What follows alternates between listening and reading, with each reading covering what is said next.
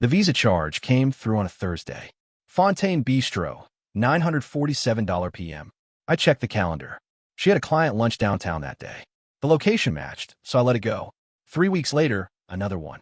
$46 at a wine bar on M Street, 6:18 p.m. on a Wednesday. She told me that night she'd worked late and grabbed dinner alone near the office. The wine bar was 8 blocks in the wrong direction. I didn't say anything. I opened a spreadsheet. That's what I do. I track data for a living, software platforms, user behavior, conversion gaps. I'm not dramatic about it. I just look at numbers until a pattern shows up. And when something doesn't fit the model, I note it and keep watching. Over the next 6 weeks, I noted 12 things. Small things. A charge at a hotel restaurant she never mentioned. A Friday afternoon where her location on Find My stopped updating for 4 hours. A name, Patrick, that showed up twice in her text when she left her phone on the counter. And both times she picked the phone up faster than usual when she noticed where she'd left it. 12 data points. Nothing individually definitive.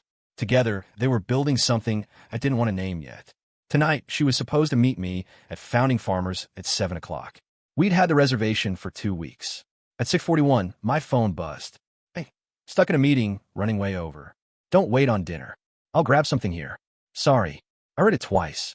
Then I pulled up her location. The dot was stationary, but it was sitting 3 blocks from the Capitol Grill, not anywhere near her office. I put on my jacket and left. I didn't go in right away. The front windows of the Capitol Grill face the street, and the lighting inside is warm, deliberate, the kind of place where you feel visible in a good way if you're there for the right reasons. I stood half a step behind the exterior column and looked through the glass. She was at a corner table near the back, dark blazer, hair down, the way she wore it when she wanted to look good without admitting she tried. Across from her was a man I'd never seen in person, but recognized from the LinkedIn profile I'd pulled up 11 days ago when the name Patrick appeared a third time. Patrick Browning, Senior VP at a consulting firm in Roslyn. Broad shoulders, easy posture, the kind of guy who looked comfortable everywhere he sat. There was a small cake on the table between them, something with candles already blown out. She cut a piece, loaded the fork, and reached across the table. He took it from her fork directly. She laughed at something he said immediately after. Not a polite laugh, a real one, the kind that moves her whole face. I had my hand on the door handle when someone grabbed my sleeve from behind. I turned around. A woman, mid-30s, dark coat, completely composed. She wasn't startled by me or the situation. She looked like she'd been standing there for a while. Not yet, she said. Quiet, direct. Watch. I had no idea who she was, but something about the way she said it, no panic, no urgency, just certainty, made me let go of the door. Her name was Cora Raymond. She told me that standing on the sidewalk in 40-degree weather, neither of us moving toward the door. Patrick's wife, she added, as if that settled the context. It did. I looked back through the window. Lexi was talking now, one hand on the table, the other holding a glass of wine. Patrick was leaning in, elbows forward, giving her the kind of attention that doesn't happen between colleagues at a working dinner. How long have you known? I asked. Long enough to do this properly, she said. She wasn't nervous. She wasn't emotional. She stood with her hands in her coat pockets and spoke like someone finishing a project they'd been working on for months, because that's exactly what it was. She told me she'd first noticed something off in October. Patrick had started coming home later. Not dramatically late, just consistently late in a way that didn't match his schedule. She didn't confront him. She started checking credit card statements, calendar invites, location patterns. By November, she had a name. By December, she had enough to know this wasn't casual. I didn't want to bring it all out before I was ready, she said. Reacting too early just gives them time to adjust. I wanted one moment, one public, irreversible moment where there was no version of events they could control. I looked at her, and tonight was that moment. It wasn't a question. She nodded once. She'd booked the table next to theirs 2 days ago under a different name. She'd arranged for the cake, a small celebration cake, to be delivered to their table midway through dinner, sent as a supposed gift from a mutual contact. Patrick would have no reason to question it. The card attached said the cake was from a colleague congratulating him on a recent deal. He'd accept it without thinking. And inside the cake, wrapped in plastic and buried beneath the top layer of frosting, was a folded note. When he cuts into it, she said, he'll find it. And when he does, he won't know what to do. That's when I walk in. I stood there processing what she'd just described. The precision of it, the patience. And me, I said, you weren't supposed to be here yet, she admitted, with something close to dry amusement. But you found your way here on your own, which means you'd already been paying attention. So now you're here, and that's fine. It's better, actually. She turned back to the window. Your wife doesn't know you're outside. Patrick doesn't know I've been 3 steps behind him for 2 months. When that cake gets cut, we're both going to walk through that door, and neither of them is going to have a single second to prepare. Inside, a waiter approached their table, carrying the cake on a small tray. He set it down between them with a brief word. Patrick glanced at the card clipped to the side, read it, and looked satisfied, like a man who expected good things to keep arriving. Cora, check her watch. Then she looked at me. Give it 2 minutes. Those 2 minutes stretched. Cora didn't fill them with small talk. She watched the window, and I stood next to her running the math on everything she'd just told me.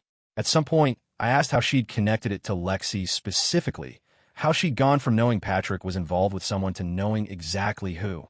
His phone, she said. He uses the same 4-digit code he's used for 6 years. His gym locker, his phone, his work laptop screensaver password. The man is consistent. I'll give him that. In December, she'd gone through his messages while he was in the shower. 20 minutes, enough to get names, dates, a thread that went back to September. She photographed everything she needed, put the phone back where she found it, and said nothing at dinner that night. He made pasta, she said, almost to herself. Sat across from me and talked about a work trip to Chicago, and I just let him. I needed him comfortable. Comfortable people make mistakes. I asked if she'd considered going to Patrick directly, confronting him at home, privately, away from all of this. She turned and looked at me like I'd suggested something mildly offensive. Private confrontations give people the chance to manage their story before anyone else hears it. He'd have apologized, promised to end it, and spent the next 3 weeks making sure his version was the one that circulated. No, I wanted the story to tell itself in front of people who couldn't be coached afterward. She'd identified the restaurant after tracking Patrick's spending through a shared credit card count. He'd been here twice in the past 6 weeks, always on evenings when he told Cora he had client dinners. She'd called the Capitol Grill directly 2 weeks ago, said she was a corporate account manager, and asked whether a reservation under Browning had been confirmed for the following Thursday. The hostess confirmed it without hesitating. After that, she had the date. The rest she built around it. The cake had been ordered from a bakery in Georgetown under a name Patrick would recognize, a former colleague who'd moved to London and occasionally sent gestures like that. Plausible enough that he wouldn't question it. The note inside had been Cora's addition, slipped into the box the morning of delivery when she intercepted it at the front desk of the building. What does the note say exactly? I asked. Smile. You've been exposed, she said, and then a list of dates, locations, and amounts. Every charge, every evening, everything I documented over 2 months, printed small so it fits on one page. He'll have to read it up close. She said it without satisfaction, just precision, like she was describing a process that had required care and had been executed correctly. I looked through the window again. The waiter had stepped away. The cake was sitting untouched at the center of the table. Patrick had his hand on his wine glass, mid-sentence about something. Lexi was nodding, her chin resting on one hand, looking at him the way I hadn't seen her look at me in over a year. Cora noticed me looking. I know this part is hard, she said. It wasn't patronizing. It was just accurate. But you need to see it clearly before you walk in there. If you go in angry right now, you become the story. You become the unstable husband who made a scene. That's not what you want. She was right. And I hated that she was right, but she was. So what do? You walk in after me. You don't say anything until they've already been exposed. Then you say exactly what you need to say, and you say it once. Inside, Patrick reached forward and picked up the cake knife. Okay, she said quietly, straightening up. Here we go.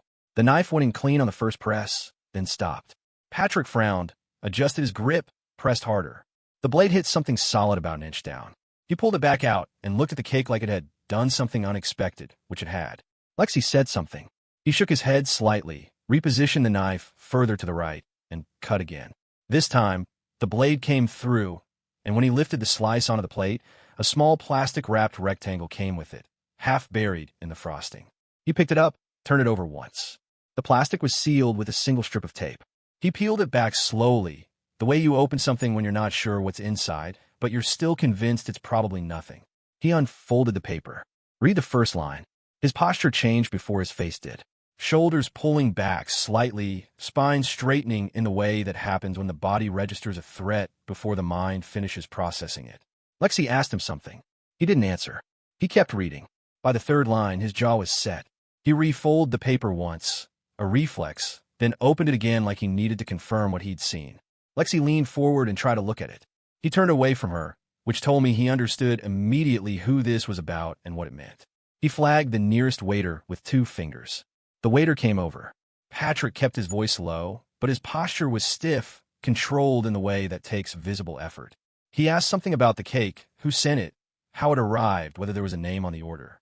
The waiter looked uncertain, excused himself, and went toward the host's stand. The table next to them noticed. Then the one behind, not because anything loud had happened, but because Patrick's energy had shifted the atmosphere of that corner of the room.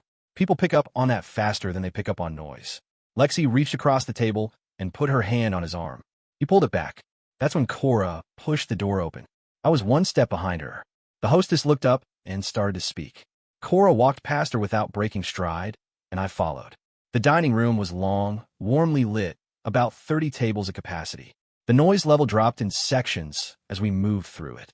Not because we were loud, but because Cora walked like someone with a destination and no intention of being redirected. Patrick saw her from 10 feet away. Whatever composure was left in his expression went somewhere else.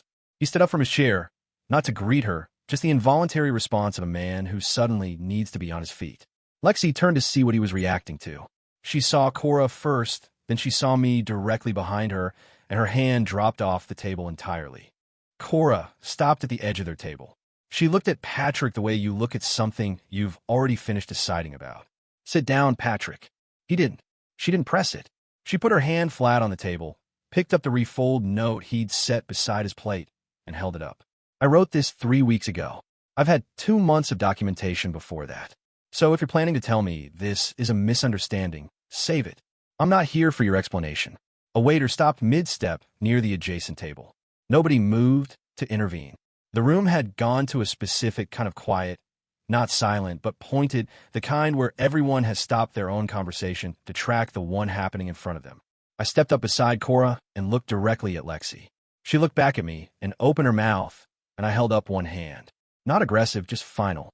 "Not yet," I said, borrowing Cora's line. It seemed appropriate. Patrick tried first. He straightened up, adjusted the front of his jacket with both hands, a gesture so automatic it was almost telling, and looked at Cora with the expression of a man who had decided his best option was still controlled denial. "Cora, this isn't what it looks like. We could talk about this at home, not here." Cora didn't raise her voice. She didn't need to. The room was already doing the work for her. "You had dinner here on October 14th, $112 on the card. You told me you had a client event in Bethesda." She set the note flat on the table and pressed one finger to the top of it. "November 2nd, drinks at Brea. You said you were working late and ordered delivery to the office." I checked the delivery app. Nothing was ordered that night. She moved her finger down the page. "November 19th, the Watergate Hotel Bar. 2 hours. You told me your phone died and you lost track of time driving home from a dinner in Virginia. Except your location never went to Virginia." She looked up from the paper. "Do you want me to keep going? Because I have 14 more entries and we've got all night." Patrick's jaw tightened. He looked at the people around him, not quickly, but in the slow, unsettling way of someone taking inventory of how many witnesses there are. A couple at the next table had stopped pretending to study their menus. A group of 4 near the window had gone completely still. One woman near the back had her phone angled in a way that wasn't subtle. He turned back to Cora and dropped the composure entirely. "You want to do this here? In front of all these people?" "You picked the restaurant," she said. Flat. Final. That landed. I watched it land. A few people nearby heard it clearly enough that the reaction moved through the room in a small, visible wave. A couple of exhales, someone setting down a fork. Lexi had been sitting through all of this with her hands folded in her lap and her eyes fixed on the table. She hadn't looked at me since I walked in. Now she did. She turned and looked directly at me with an expression I recognized. Not guilt, not exactly, but the specific calculation of someone trying to determine which version of an apology might still work. "Connor, I don't," I said quietly, and I meant it. Not because I was on the edge of losing composure, but because I had already decided on the drive over that if I ended up standing in this room tonight, I wasn't going to perform anything for her. No explosion, no breakdown, nothing that would let her reframe this later as a situation where I overreacted. "You told me you were in a meeting," I said. "You're at a dinner table with candles and a celebration cake, feeding a man off your fork." I want you to really think about whether you're going to try to explain that to me right now. She looked down. Patrick exhaled through his nose and made a move to pick up the note from the table. Cora put 2 fingers on it before he could. That's a copy, she said. The originals, the statements, the screenshots, the location records are already with my attorney. I've been since last week. So you can take that one, frame it if you want. Patrick stared at her. Then he did something I didn't expect. He laughed. Short, tight, humorless. The kind of laugh that's really just a man trying to reclaim some dignity in a room where his none left. You've been planning this for months. 2 months and 11 days, Cora confirmed. You spent 2 months building a setup. You spent 4 months building the reason for it. There was a beat of absolute silence in that corner of the restaurant. Even the ambient noise from the bar area seemed to pull back. And then from somewhere behind me, someone at an adjacent table said, not loudly, just clearly enough to carry, wow. A few people laughed, nervous, genuine, involuntary laughter, the kind of room produces when tension breaks in an unexpected direction. Cora didn't acknowledge it. She picked up her bag from where she'd set it against the table leg, straightened up, and looked at Patrick one last time. You'll hear from my attorney by Thursday. Don't contact me before then. She turned and walked toward the door without looking back. No performance, no parting shot, just a woman who had finished what she came to do and saw no reason to extend it. I stayed. Lexi was looking at me again, her eyes wet now. Whether from guilt or from the discomfort of having an audience, I couldn't tell and had stopped caring about the difference. Connor, I know what this looks like. It looks exactly like what it is, I said. That's actually the least complicated part of tonight. Patrick started to say something. I don't know what. Some version of a man-to-man appeal that I had zero interest in receiving. I looked at him, and he stopped. I don't have anything to say to you. I told him. You're her concern now, or you're not. Either way, you're not mine. I looked at Lexi for one more second, long enough to let her know I meant what I was about to say, and short enough to make clear I wasn't going to repeat it. Don't come home tonight. I walked out. The hostess near the front didn't say anything. The couple nearest the door watched me go. Outside, the air was cold and sharp, and I stood on the sidewalk for a moment before I noticed Cora was still there, a few feet away, buttoning her coat. We didn't say much. There wasn't a lot to say. After a moment, she nodded once, acknowledgement, not warmth, which was exactly right, and walked toward the corner where a car was waiting. I watched it pull away. Then I got in my own car and sat there for a few minutes in the quiet before I drove home. She texted at 11:47 p.m., then again at 12:03. Then a call I let go to voicemail. I was already in bed, not asleep, just done engaging with anything that came from her number that night. I'd hear what she had to say eventually, just not at midnight. Not like this. Not when whatever she sent would be shaped entirely by the panic of the last few hours and nothing else. In the morning, I got up early, made coffee, and sat at the kitchen table with my laptop. I had 3 things to do before she came back, and I wanted all 3 handled before she walked through the door. First, I call my brother Franklin. He's an accountant in Richmond, not a lawyer, but he's methodical and he doesn't react to things emotionally, which was exactly what I needed at 7 o'clock in the morning. I told him what happened. He listened without interrupting. When I finished, he asked 2 questions, whether the apartment lease was in both our names and whether we had any joint investment accounts beyond the checking. I answered both. He said he'd send me the name of a family law attorney he trusted and told me to call before doing anything financial. I wrote the name down. Second, I called the bank. Our joint checking account had about $4,000 in it. My direct deposit had landed 2 days prior. I didn't drain it. I moved half into my individual account, which was within my rights on a joint account, and flagged to the branch that I'd be separating finances and would need guidance on next steps. The woman on the phone was professional and unsurprised in the way bank employees are when they've had this conversation many times before. Third, I called the attorney Franklin had texted me, a man named Douglas Hale based in Arlington. His assistant picked up, and I explained briefly that I needed an initial consultation as soon as possible. She put me on the schedule for the following morning, 9 a.m. I wrote that down, too. By 8:30, I'd done all 3. I refilled my coffee and waited. Lexi came home at 9:15. She had her overnight bag with her, which meant she'd stayed somewhere, a friend's place probably, or a hotel. She looked like she hadn't slept. She set the bag down by the door and stood in the entryway looking at me at the kitchen table, and I could see her trying to read the room, trying to figure out which version of me she was dealing with. She started with, "I'm sorry." It came out layered and practiced, even though she'd clearly been rehearsing it for hours. The kind of apology that's built to cover a lot of ground quickly before the other person can respond. It had phrases in it like, I lost my way, and I never meant for it to go this far, and you deserve better than what I gave you. I let her finish. How long? I asked. She paused. Connor, how long, Lexi? For months. For months. I'd been tracking inconsistencies for 6 weeks, and she'd been doing this for 4 months. The spreadsheet I thought was comprehensive hadn't even caught the beginning of it. Was it a physical relationship? She looked at the floor. Yes. I nodded. I wasn't surprised. I'd already decided the night before that I wouldn't let the answer to that question change the outcome, and it didn't. I have an appointment with an attorney tomorrow morning, I said. I moved half the joint account into my personal account this morning. I'll need you to find somewhere to stay by the end of the week. The lease is in both our names, so I'll be in touch through my attorney about how we handle that. She stared at me. You already called an attorney. I called him at 8 this morning. Connor, we haven't even talked. We're talking right now, I said, and I'm telling you what I decided last night. This isn't a conversation where I'm looking for input on the conclusion.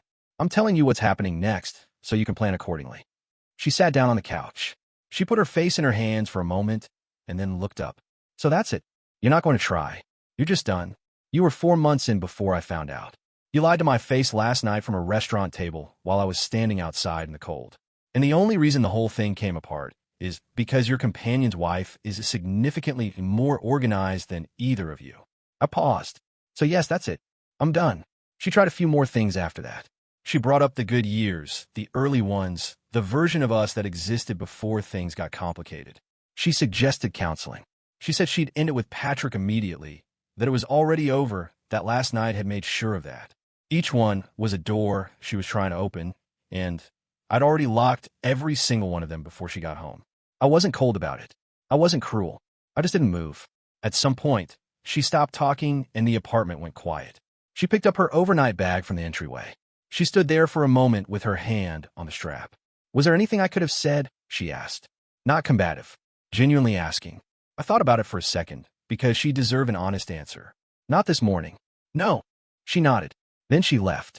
I sat at the table for a while after the door closed. The coffee had gone cold. Outside, the street was doing its normal weekday morning. A delivery truck idling. Someone walking a dog. The muffled sound of a bus pulling away from the corner stop. 3 weeks later, the paperwork was filed. Douglas Hale was efficient and direct and did not charge me for a single phone call he could handle by email. The lease transfer took longer than the legal process. Bureaucracy runs on its own schedule, but by late February, I had the apartment to myself and a clean separation of every account we'd shared. I heard through Franklin that Cora Raymond's divorce was finalized around the same time. I don't know the details and didn't ask. She'd done what she came to do that night and moved on, which struck me as exactly the right approach. Patrick Browning, from what I gathered, ended up with neither of them, which seemed like the appropriate outcome for a man who thought a celebration cake was a gift and didn't think to ask who sent it. I went back to the Capitol Grill once, about 2 months later, for a work dinner with a client. Different table, different side of the room. The food was good. Nobody hid anything in the dessert. I left a normal tip and drove home. They were trapped, cornered with nowhere to turn. That's exactly what Cora built. Not just a confrontation, but a controlled collapse. While Connor was still trying to make sense of what he was seeing, someone else had already written the ending. The cake was never just a gesture. It was evidence, timing, and precision, all delivered in a single moment. And the truth is, Connor didn't just walk into a betrayal. He walked into a scene that had already been prepared, one he was meant to witness. So now I'm curious, what did you think about today's narrative? And more importantly, if you were in that position, what would you write in that note? Or would you walk in and confront everything without thinking twice? Let me know in the comments. Well, that's where our video comes to an end. I really hope you have enjoyed your time here. Don't forget to leave your like, your comment, and also subscribe to our channel. Thanks so much for all the support. Thanks so much for watching, and I'll see you